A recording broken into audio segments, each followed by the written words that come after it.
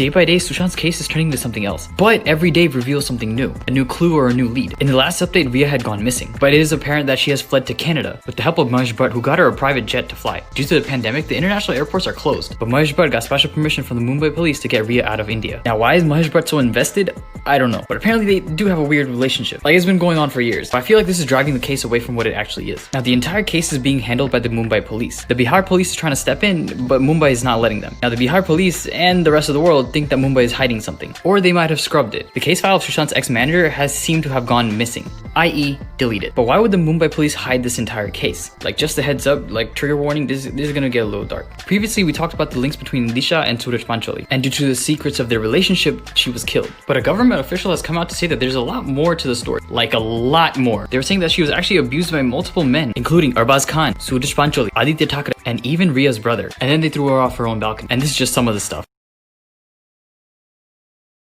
So Disha's case is far more connected to Sushant than we think, and that there's a lot more evidence that the Mumbai police is hiding, i.e. that they deleted. Sushant found out about what happened to his old friend and was ready to expose. Sushant couldn't handle holding on to the truth. It was dark, it was real, and people weren't convicted. Sushant would not stop talking about it, and one of the people that he told was Ria. Ria told Mahesh Bhatt about it, and that's where Mahesh Bhatt told Ria to leave. Like, leave Sushant because, you know, because the Bhatt family already knew what was gonna happen to Sushant. Ria left Sushant 4 days before he passed away. She blocked his number, took his credit card and cash, and his spare house keys. Ever since the passing of Disha, Sushant did not feel safe. But Ria had extreme control over Sushant's life. According to Sushant's bodyguard, she's been drugging Sushant for a while. And according to the driver, she has control over all the medical reports. But the story started to turn when Sandeep and Ria told Aditya. The night of Sushant's passing is also Aditya Thackeray's birthday. So for that occasion, they threw a party. The party where the CCTV cameras were off. The next morning, many of the cops that arrived at the crime scene weren't even real cops. The guy that drove the ambulance even said that his body was already wrapped. And this is also where it was decided to take Sushant to Kupra Hospital instead of Lilavati. This makes you want to question the power of politics and the mafia. Your thoughts?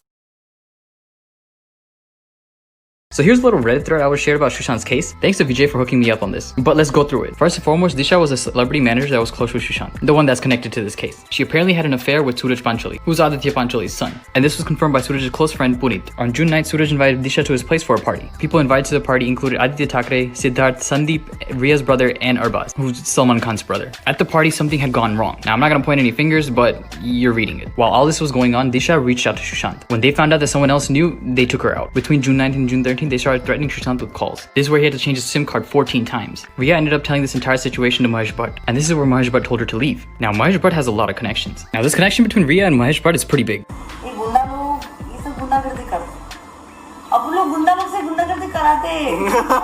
I'm sure you've seen that video and she's trying to come clean. But what else is in the thread? The police is covering everything. And because the CM's son is involved, the CBI is barely getting a glance at the case. And to top it all off, Ria is now getting a lawyer that she can never afford. But that's from Reddit. What do you guys think?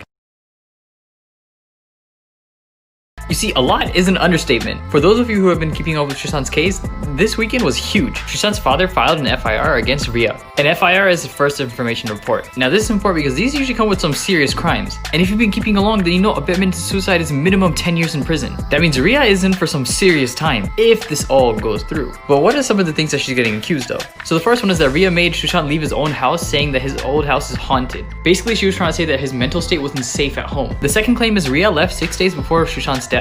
1, why? 2, why did she take his cash and his credit card? Along with jewelry, laptop, and more importantly, medical reports. The third claim is that Ria made Sushant OD on his medication. That she was lying about the dengue treatment and actually ODing him on antidepressants. The fourth claim is that 15 crore rupees got transferred out of Sushant's account, something that Ria had control of. And the last claim is about the connection between Sushant and Disha, his ex-secretary. The one where Sushant knew what happened and was letting the truth out. Now this is just a gist I got from Instagram based on all the news reports. And there's more to come, but what do you guys think? Like, this case is getting heavy.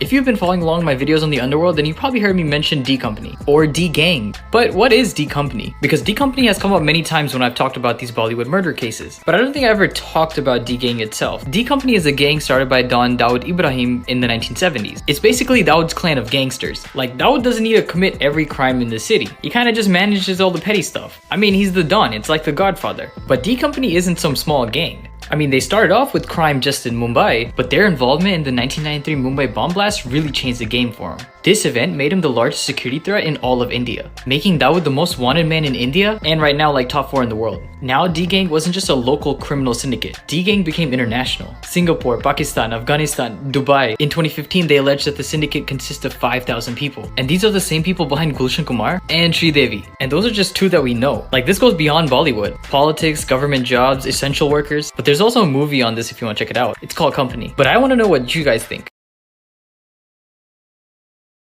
So PewDiePie just made a video on Sushant Singh Rajput. So first and foremost, if you haven't seen it, go check it out. And if you're one of those people that don't like PewDiePie, I'm sorry for you. I'm just kidding, but still, check it out. In the video, he's basically going through some of the stuff during Sushant's lifetime. But the best part is when he's going through Sushant's speech. Pewd said that he felt that this was kind of unusual. Like, he compared himself to Sushant. They both went to engineering school and they both dropped out so they can follow their dream. And they both chased their dream, and then they accomplished a lot doing that. PewDiePie became the biggest YouTuber, and Sushant was gonna be a big star. So it's kind of like a tribute video. But then Pewds, you said this. He's a cool dude, and I wanted to share with my audience. But yeah, it's just this statement he had about living in the moment. Obviously this was a couple years ago, but you wouldn't commit suicide if you had this mindset.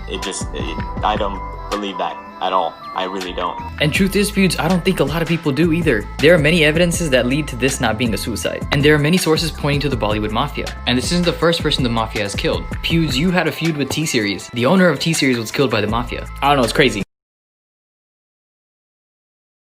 You're actually correct on this one. Once Upon a Time in Mumbai is no average movie. From the looks of it, it seems like any other movie. Like a story about Mumbai in the 70s. The story is about a gangster, smuggler, Don, whatever you want to call him, Mirza, getting taken over by a newcomer who was played by Imran Hashmi. But what is this story about? I mean, just look at their costume design. Look at the way Imran is dressed, look at the way Ajay is dressed. Imran sported this classy 70s look, but it was a literal depiction of a young Dawood Ibrahim. Now look at Ajay Devgan's character. Like the whole white on white, all white. That's because Ajay's character was actually the Indian Don Haji Mastan. Ajay played the notorious smuggler from the 70s. Now obviously the producers came out and said that this movie has nothing to do with gangsters. But look at the storyline. What does a young newcomer do? Like, how does he come in power? And then look at the story between Haji Mastan and Dawood Ibrahim. How did Dawood get in power? Like power of the underworld, by the way, not like politics. Like how Dawood became Don. Even the subplot with Kangana and Prachi Desai has something to do with their life story. Now obviously everything isn't accurately depicted, but the dialogue, music, set design really makes this a cult classic.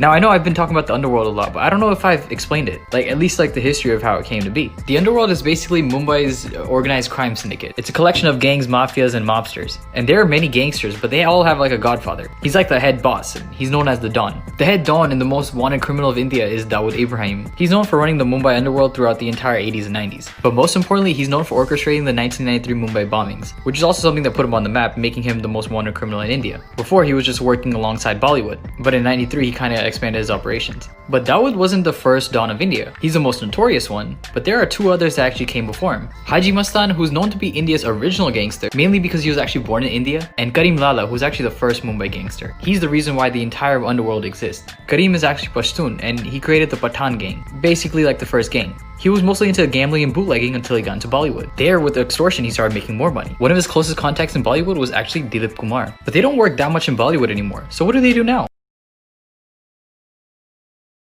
So the underworld had a huge presence in Bollywood all throughout the 80s and 90s, which kind of slowed down during the 2000s. And right now in the 2010s and 2020s, it's not that big. Mostly because the market kind of died out. See, we attack Bollywood saying that Bollywood is run by a mafia, when the mafia is just looking for business. And now that Bollywood can't really provide them that business, they moved on. But that doesn't mean that they still have their leg in Bollywood, because according to an ex-Raw agent, Dawood is actually linked to SSR's death. So it's not like the mafia has left, it's just that there's not much extortion going on. D-Gang actually went from investing in movies to investing in property. As crazy as it seems, all these dons and gangsters actually want a normal life for their kids. Like, as much black money business the D-Gang has been doing, Dawood actually wants like a legal future for his kids. So right now, the underworld's just kind of laying low. Netflix and VOD platforms kind of mess with their Bollywood dojo. Right now, they're laying low and mostly doing contract killing. And it's kind of interesting that they're going into real estate, mostly because how it ties with the case of Sridevi. Her life insurance policy stated that the money can only be released if she passed away in Dubai, which is mostly where Dawood's real estate plans are, kind of like the hotel Sridevi was staying at. But that's basically the underworld in a nutshell.